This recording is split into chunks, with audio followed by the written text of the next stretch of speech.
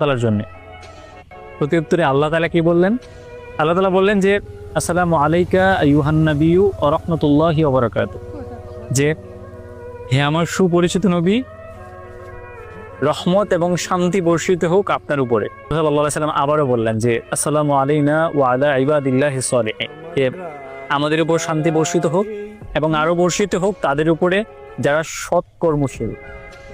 আল্লাহ তাআলা এবং রাসূলুল্লাহ সাল্লাল্লাহু আলাইহি ওয়াসাল্লামের সেই কথোপকথন শুনে ফিরিশতারা সমুচ্চরে বলে উঠল, আশহাদু আল্লা ইলাহা ইল্লাল্লাহু ওয়া আশহাদু আন্না মুহাম্মাদান আবদুহু ওয়া রাসূলুহু, যে আমরা সাক্ষ্য দিচ্ছি আল্লাহ তাআলা ছাড়া আর কোনো মাবুদ নেই, রাসূলুল্লাহ সাল্লাল্লাহু আলাইহি ওয়াসাল্লাম আল্লাহ তাআলার বান্দা এবং রাসূল।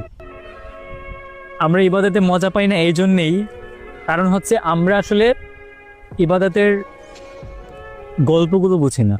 সূরাতে আল্লাহ